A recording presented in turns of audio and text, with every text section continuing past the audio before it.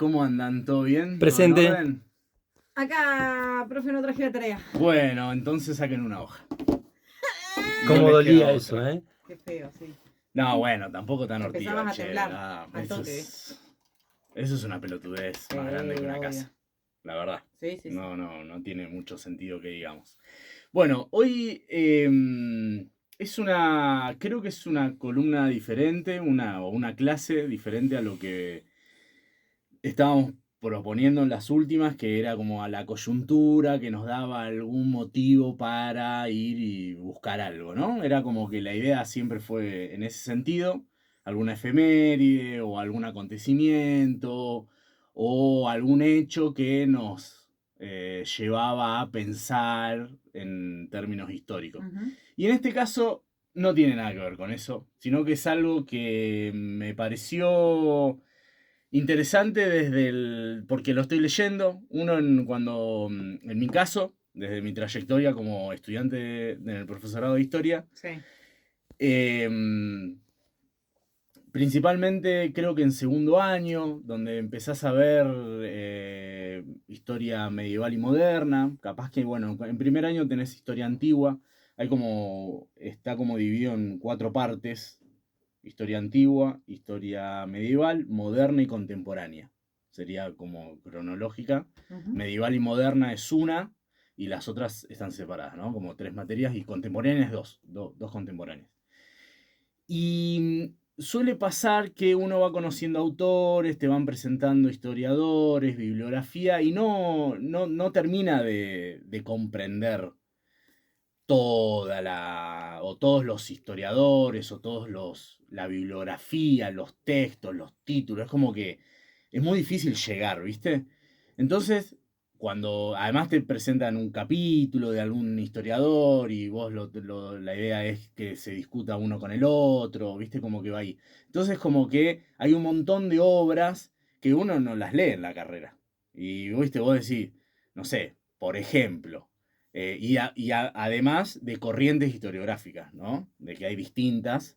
No sé, vos decís, bueno, de Hobsbawm es como, bueno, de este libro, este capítulo, y lo pones en contraposición con otro historiador, de otra corriente, sobre un mismo acontecimiento, un hecho histórico, a ver, ¿no? Y ahí es como que la idea es poder trabajar en ese sentido. Entonces es como que no ves, digo, no lees todo el libro y no lo conoces al autor muy, muy de lleno. Y a mí me pasa ahora, teniendo esta cosa magnífica, ¿no? Que es un Eh, libro digital, ¿no? Una biblioteca, en donde accedes a un montón de libros gratis, de alguna manera, y vas conociendo. Pero hay algunas cosas que son un bodrio. O sea, leer historia es como que hay autores que, mamita querida. Por ejemplo, El Mediterráneo de Brodel es un libro que a mí me dice este coso que voy a tardar 98 horas en leer ese libro de más de 1000 páginas, en donde él hace toda una larga historia de larga duración, de la importancia del Mediterráneo, en las comunidades, en la cultura occidental, en lo que pasó con el Oriente, en los pueblos del norte de África, todo eso. Y es como, no digo un embole, pero es como Too much. mierda, es un bodrio, ¿no? Es difícil. Los profesores por lo general te tamizan mucho también ciertos textos en donde te tiran un capítulo y, bueno, entonces te van tratando de ayudar a que uno lo pueda ir digiriendo, ¿no? Es muy pesado. Y yo me volví, por lo menos, a empezar a leer algunos de estos autores, a leer ahora con tiempo, ahora que tengo como bastante tiempo, bueno, a meterme y a leer y dedicarle ese tiempo que cuando uno hace la carrera es como muy difícil también de dedicarle mm.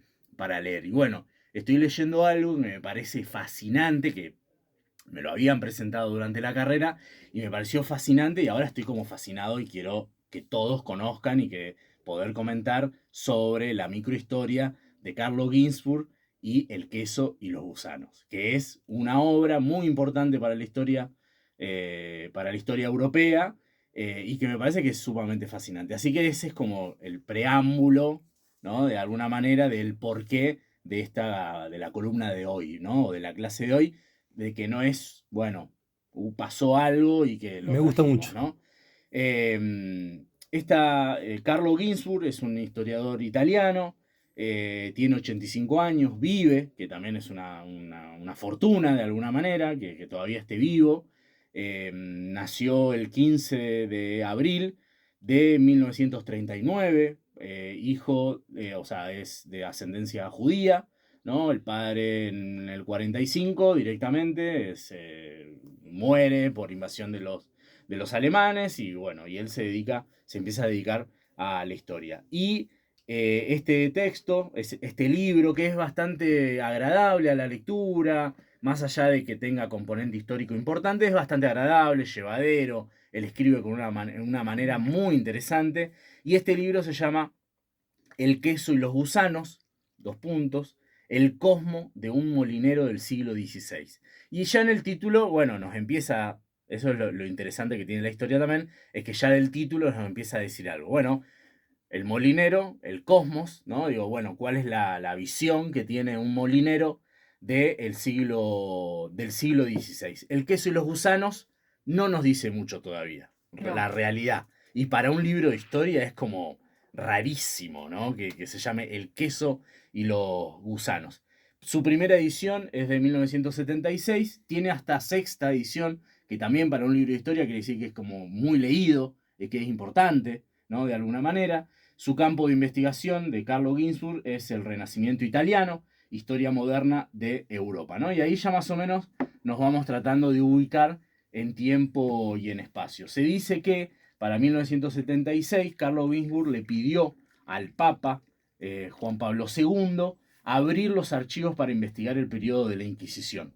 En el 91 se logra empezar a desclasificar esos archivos, ¿no? Y ese es como el objeto de estudio de Carlo Ginzburg dentro de la corriente historiográfica que se llama la microhistoria. La microhistoria es, bueno, indagar, es como una historia general, pero con una lupa, vendría a ser, ¿no? Es decir, bueno, la Inquisición en Europa, siglo XVI, y Carlo Ginzburg le pone la lupa, ¿no?, a este molinero, a un acontecimiento, a un momento determinado, a una persona, ¿no? Y acá es como que se da esta particularidad. Este trabajo que hace este historiador Ginzburg reconstruye la cosmogonía, así se llama, ¿no? Habíamos dicho que en el título dice cosmovisión. La cosmogonía tiene que ver con los orígenes del mundo, pero desde la perspectiva religiosa, ¿no? Eso es como lo que propone y lo que se reconstruye con el queso y los gusanos. Sobre un personaje que se llama Domenico Scandella, apodado Menocchio, es un molinero campesino del norte de Italia, cerca de lo que era la Venecia. Para el mundo medieval la Venecia fue importante en cuanto a comercio, ¿no? Es como entonces es preponderante la influencia de Venecia en esta zona. Y lo que hace Carlos Ginzburg a partir de un doble juicio que se le hace a este molinero entre 1583 y 1599 por herejía, ¿no? Se lo acusa de hereje a este molinero, y es a través de esas actas que Carlos Ginzburg hace este Pone trabajo la de lupa. investigación, que hay registro, ¿no? Porque después es muy interesante entender cómo además eran estos juicios o era esta como uno cree que la Inquisición era, bueno, perseguir, matar, mandar a la hoguera así por sí solo. Y lo que nos dice Carlos Ginzburg es que había todo un protocolo. Claro, un plan. Había todo un protocolo, sistema. o sea, todo un sistema tal cual. Es más, algunos historiadores que analizan a Ginzburg dicen que es el antecedente de los sistemas judiciales actuales, ¿no? Un acusador, alguien que defiende, un juicio, y que después, ¿no? Es como que esto lo que llevó a cabo la Inquisición fue esto, como decíamos, el antecedente para comprender lo que hoy es como un sistema judicial, ¿no? Qué bajón que el antecedente sea la Inquisición. Bueno, Me da pero como hay que entenderlo, pero no es que, como decíamos, no es que perseguía a mansalva, claro, no. sino que dentro de un protocolo, ¿no? Es como esto, bueno, hay un juicio, hay gente que acusa, hay gente que defiende. Esto llevó varios años Ujú. a este proceso hacia Menocchio, ¿no? Y lo que es la microhistoria, también para tirar algún datito, indaga, Carlos Ginsburg es como medio es como la microhistoria en persona, es él el que lleva adelante esta corriente historiográfica. Antes de como el él, máximo referente. sí, Decís, claramente, okay. sí, claramente, lo que él es como que nace la microhistoria a través de Carlos Ginsburg. Y indaga entre la cultura oral y la cultura escrita, ¿no? Y como decíamos, esta cosmología propia del mundo popular, la cultura de los perseguidos en los juicios de la Inquisición, y Ginsburg escarba, dice un texto que estudia este libro, escarba las profundidades de la historia de las ideas y los conceptos filosóficos. La microhistoria es la historia general, pero como decíamos, analizada partiendo de un acontecimiento, un documento, un personaje determinado, ¿no? Pone la lupa. Entonces, Carlo Ginzburg es como un investigador secreto, ¿no? Que se dedica exclusivamente al caso de Menocchio. Él no dice la historia de los molineros del norte de Italia del siglo XVI. Habla de Menocchio y de este eh, acto, ¿no? O este juicio llevado a cabo él. Después, bueno, uno puede entender cómo vivía ese molinero, cómo se vivía en esa época, qué pensaba. Bueno, y la verdad que hace un trabajo que es como que a mí me resulta fascinante, que son las cosas por las cuales me gusta la historia y no la puedo soltar, ¿viste? Porque realmente es como que un tipo con que se dedique a estudiar y que primero que le pida al Vaticano, que le pida al Papa que desclasifique los archivos de la época de la Inquisición y que se los ponga a estudiar y que se los lea y que se dedique a tratar de pensar qué era lo que pensaba Menocchio en esa época. Él estudia los libros que Menocchio leyó, porque Menocchio era un molinero que sabía leer y escribir, que tenía una biblioteca, que cita en su interrogatorio, porque lo interrogan durante mucho tiempo, y cita a ciertos libros, y Carlos Ginzburg va y lee esos libros y trata de interpretar qué era lo que quería decir Menocchio cuando declaró ante tal pregunta, tal otra, tal la cual. La verdad que es como, realmente alguien que se dedique a eso es como fascinante, y afortunadamente Carlos Ginzburg todavía sigue vivo. Como una biopic de la actualidad vendría a ser casi. Pero de un anonimato. Porque Menocchio no fue Lutero, digo, no fue un tipo que tenía renombre, que tenía espalda. Era un molinero, era un tipo que se Un Mervyn Evans. Claro, un trabajador, ¿no? Era un trabajador que sabía leer y escribir, que tenía como cierta... bueno, lo que explica el libro es que de alguna manera este tipo tuvo una manera de pensar que por algo fue tratado como hereje y que lo podía argumentar con algunas contradicciones, pero lo podía argumentar de alguna manera, ¿no? Domenecchio Scandella, así se llamaba el muchacho este Menocchio, molinero que nació y vivió entre 1532 y 1601 en las colinas de Fiuli, accede a estas actas, como decíamos, Carlo Ginzburg, y desglosa para desarrollar un poco la concepción del mundo que Menocchio tenía, que este molinero podía entender. Entonces, bueno, yo me traje algunas citas, ¿no? Del mismo Ginsburg, para poder entender, creo yo, cómo trabaja un historiador, qué busca y qué le resultó interesante de la vida de Menocchio, ¿no? Dice Carlo Ginzburg, dice yo, esto es citas textuales del libro, la escasez es el prefacio del libro, el prefacio en un historiador es como que te explica por qué estudia eso. Un contexto de la obra sería. Claro, pero por qué y cómo es como que te da ciertos pasos para que vos comprendas cómo tenés que leerlo.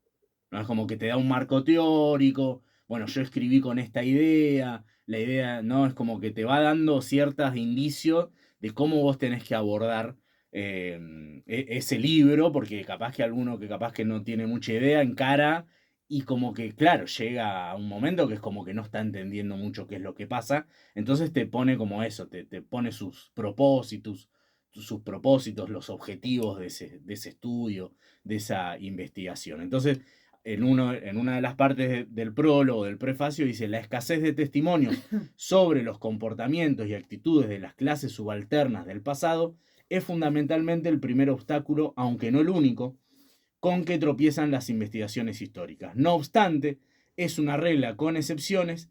Este libro narra la historia de un molinero, Domenico Scandella, conocido como Menocchio, muerto en la hoguera por orden del Santo Oficio, tras una vida transcurrida en el más completo anonimato. Ya sabemos qué es lo que pasó. Ahora, bueno, ¿qué es lo interesante de saber esta historia? Bueno, ¿qué es lo que estaba en esas actas en donde se llevó a cabo ese juicio? ¿Cómo pensaba ese molinero para que lo traten de hereje? ¿Qué leía? ¿Qué pensaba? ¿No? ¿Cuáles eran esas ideas que supuestamente la Santa, o el Santo Oficio, o el Vaticano, o el Papa, o toda la Iglesia Católica no quería que se difunda? ¿No? Eso es como lo interesante que nos dice Ginsburg en este libro. Almanaques, coplas, libros piadosos, vidas de santos, todo el variopinto opusculario que constituía la masa de la producción libresca de antaño nos parece actualmente estático. O sea que para hoy es como que no hay, para la actualidad, ¿no? Dice, es estático, inerte, siempre igual a sí mismo, pero ¿cómo lo leía el público de entonces? Dice, ¿en qué medida la cultura primordialmente oral, no todos sabían leer y escribir, en este caso Domenechio sí, primordialmente oral de aquellos lectores, interfería con el disfrute del texto, modificándolo, remodelándolo, dice, hasta casi desnaturalizarlo? Las referencias de Menocchio a sus lecturas nos dan ejemplo de esta relación con el texto, que era muy distinta de lo que se leía, de lo que interpretaba la gente, ¿no? Imagínate que nosotros lo estudiamos en comunicación social, se estudió mucho esto, porque me parece que como que el sentido de los microrelatos tiene que ver justamente con tratar de entender dentro del contexto propio. En algún momento, yo no sé si yo lo hablé acá, pero hablamos de la matanza de los gatos, en algún momento lo hablé con vos capaz afuera, que es un suceso que sucede en los inicios de la revolución industrial, y en donde se discutía o se pensaba que la visión ingenua, si querés decirlo de una manera, o vista desde la modernidad, decía que fue el reclamo de los trabajadores a la pequeña burguesía, que era la que tenía gatos, la que podía tener gatos. Bueno, hace toda una reconstrucción sobre el sentido del gato en ese momento para poder entender. Y me trae este pensamiento, lo de esto que estás contando de Menocchio y esta construcción que se hace, es como buscar una forma de ver desde el sentido de esa época. Bueno, es como un una poco ventanita, ¿no? Sí, y lo interesante es que es una vida totalmente diferente a la nuestra. Que yo hoy es como que estoy Zarpado, en esa, ¿viste? sí. Hoy estoy en esa. Por eso es como que me pareció como interesante. Sí. Hoy estoy volviendo a autores que estudiamos en la historia medieval, el feudalismo. Estoy medio metido ahí porque estoy como queriendo salir un poco también de la coyuntura actual que me tiene medio cansado. Entonces estoy buscando lecturas como para salirme de cierta realidad. Es como que un cierto escape. Entonces digo, bueno, el tiempo, por ejemplo, en la época medieval era totalmente diferente al actual. Pero inimaginable. No, yo todavía no lo puedo. Hay tipos que se dedican al medievalismo, a los medievalistas, que se dedican y que hacen una tesis sobre, no sé, un inventario en una abadía, en donde cómo era ese inventario o el concepto de trabajo. Que nosotros comprendemos hoy que, bueno, tenés que cumplir un horario y capaz que en aquella época era, qué sé yo. Te levantaste, que te O no. O el tiempo de ocio, o el verano o el invierno. Es como muy diferente. Entonces esto es como lo más cercano para mí que puede hacer Ginsburg, como para... Es bastante ameno. Es bastante ameno con la historia de Menocchio, ¿no? Entonces, seguimos con citas textuales de Carlo Ginsburg y dice, el 28, por encima hay como fecha, es como que está re preciso. O sea, ahí hubo gente que se dedicaba a hacer un juicio, ¿no? Es como muy preciso. El 28 de septiembre de 1583, Menocchio fue denunciado al Santo Oficio. La acusación era haber pronunciado palabras heréticas e impías sobre Cristo. No se trataba de una blasfemia ocasional. Menocchio había intentado expresamente difundir sus opiniones argumentándolas. O sea, no es que dijo, la concha de Dios. Puto, claro. No es que dijo, no, Dios es un gil. No.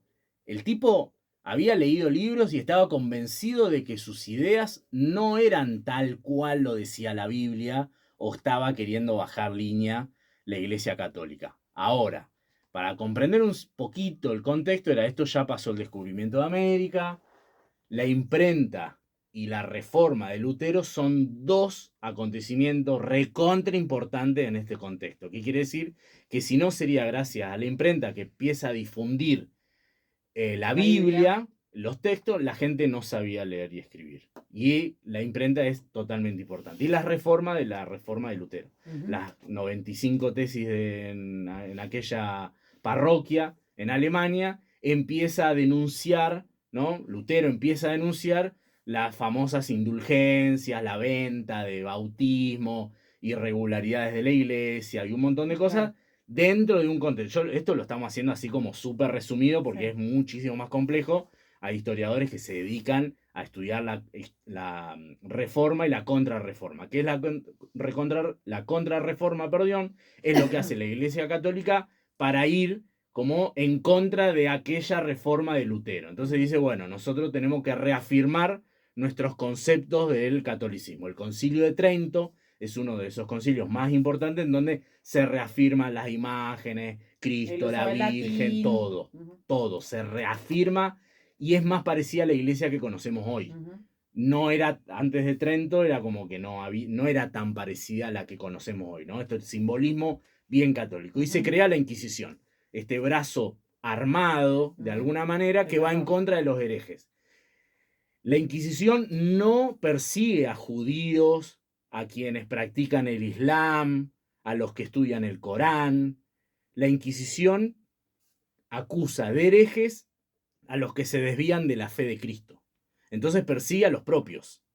Entonces no hay, probablemente capaz que mató a judíos la Inquisición o los expulsó de algún lugar y que esto y lo otro, pero particularmente trata a hereje al que desvía, ¿no?, la propia religión. Por eso lo persiguen a Menocchio, porque Menocchio es el que dice, bueno, pará, acá hay algunas cosas que a mí medio como que no me cierran de alguna manera del pensamiento de Cristo, ¿no? A pesar de los consejos que le habían dado, muy pronto se mostró extremadamente locuaz. Dice Carlo Ginzburg que hoy en la actualidad hubiese pasado como loco y podría haber terminado en un psiquiátrico, ponele, y no pasaba tan. En aquella época no era tan fácil, ¿no?, tratar de loco a alguien, pero los amigos fue como le dijeron, bueno, hacete el boludo, no digas mucho de nuevo todo lo que venís diciendo. Pero el tipo era un parlanchín. Testarudo. Le gustaba ir y argumentar lo que pensaba, ¿no? Intentó presentar su postura bajo un ángulo más favorable que el que arrojan los testimonios. Por ejemplo, admitiendo haber tenido 2 o 3 años antes dudas sobre la virginidad de María. Y había hablado con varias personas, entre ellas un sacerdote de Barcis. Y puntualizó, es cierto que yo he dicho estas palabras ante varias personas, pero no las exhortaba a que las creyeran. Al contrario, a muchos les dije, ¿queréis que os enseñe el camino verdadero? Tratad de hacer el bien y seguir el camino de mis antecesores, lo que manda la Santa Madre. El tipo es cristiano y porque su padre, su abuelo era cristiano, va a seguir siendo cristiano. Pero si hubiese nacido en Turquía, sería turco. ¿Viste? No es que está muy, ¿viste? No, se entiende ahí. Si hubiese nacido judío, hubiese sido judío. Pero para la Inquisición eso no está muy bien que digamos. O para la Santa, como dice, para el Vaticano y para el Papado, no estaba tan bien visto. Es como que en cada proceso que va pasando, el loco va metiendo un poquito más la pata y se va enterrando en su propio barullo. Pero bueno, el tipo estaba convencido y él creía que lo tenía que argumentar. Y hay momentos en donde en el texto dice, ¿no? Es como que hoy es como algo súper banal decirlo, ¿no?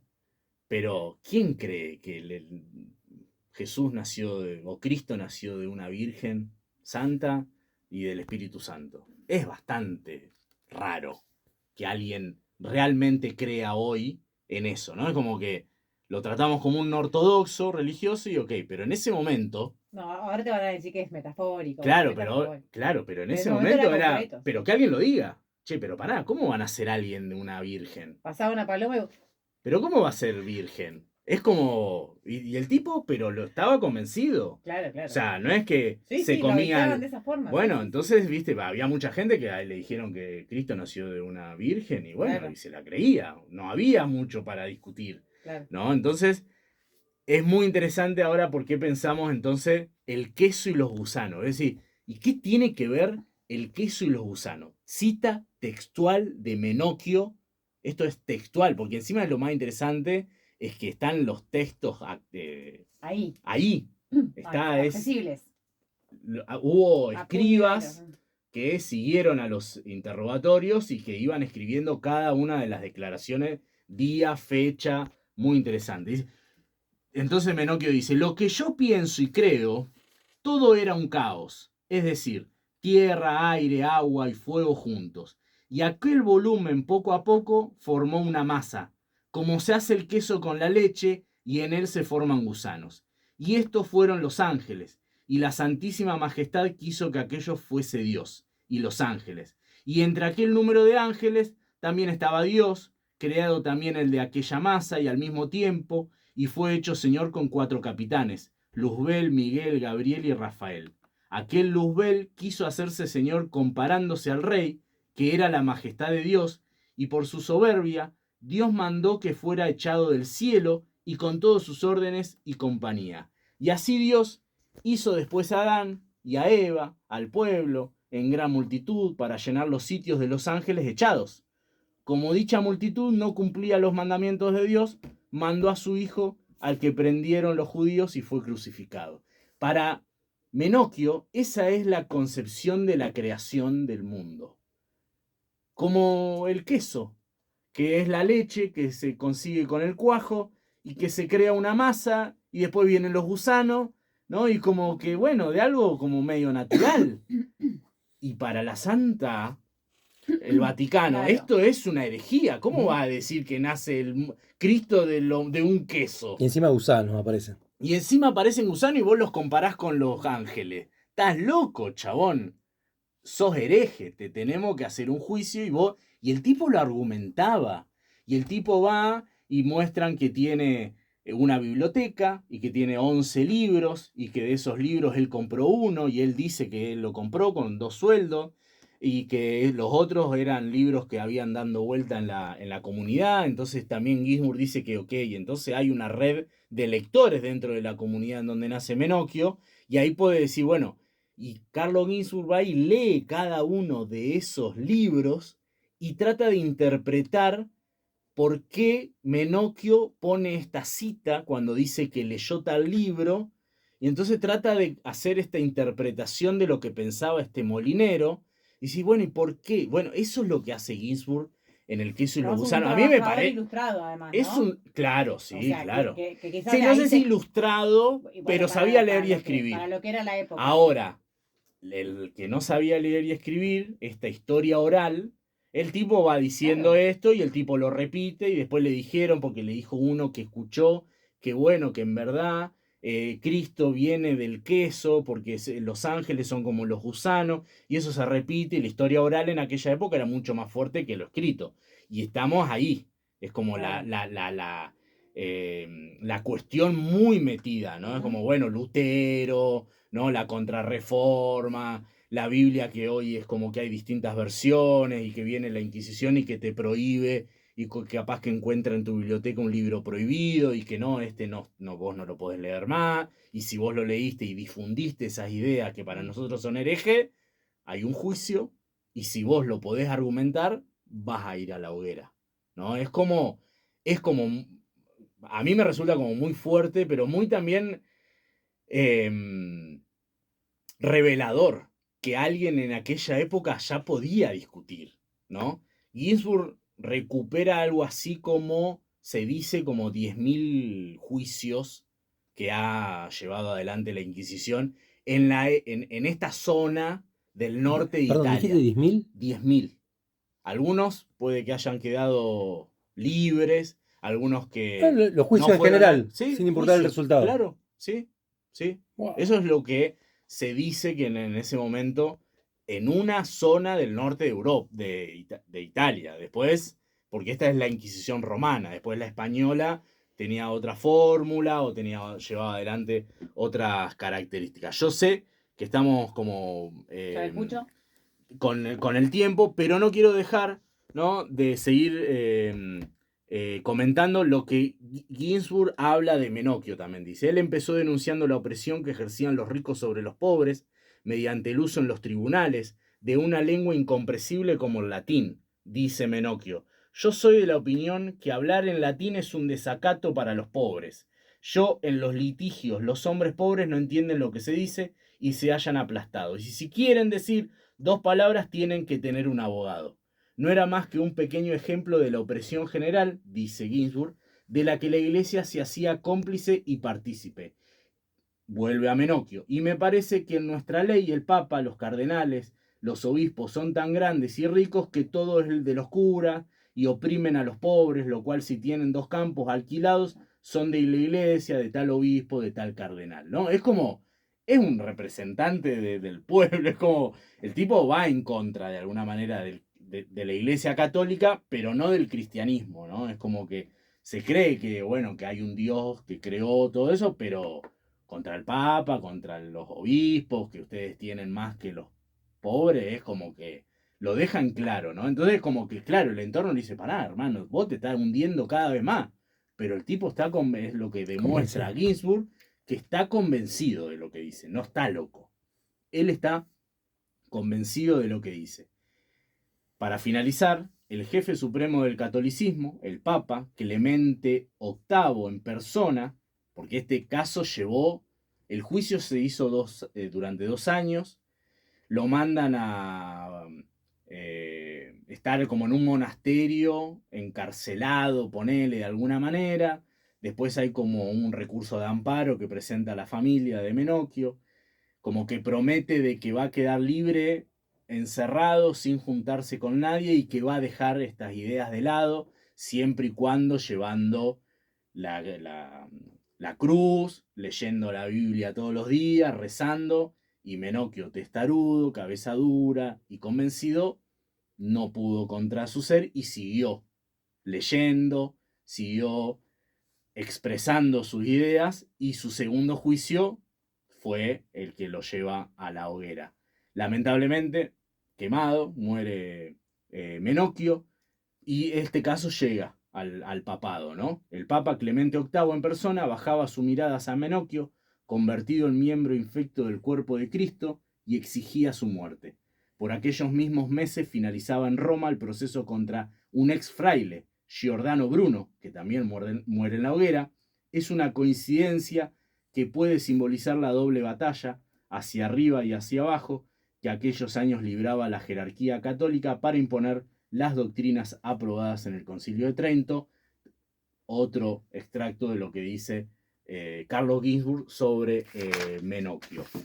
Para finalizar, ¿no? Me parece que El queso y los gusanos en algún momento de la vida lo tenemos que leer, conocer la historia. Hay una película que se estrenó en el año 2018 sobre Menocchio. Se llama Menocchio el hereje. 103 minutos, es una película italiana dirigida por Alberto Fasulo. Está en YouTube para ver. Yo claramente ya me la agendé para cuando termine el libro voy a mirar la película. Carlo Ginzburg estuvo en el 2023 en la Argentina recibiendo y dando una clase magistral, así que nada, quería aprovechar una clase diferente de alguna manera, pero son esas cosas que por las cuales sigo eligiendo leer estos libros o presentar estos autores, porque la verdad que son para agendarlos. Si no fuera por esto, yo no llegaba a esta persona, ¿eh? Si no fuera por esto, no llegaba a esta persona. Gracias, Guido. No, por favor, gracias a ustedes por el tiempo, por el espacio.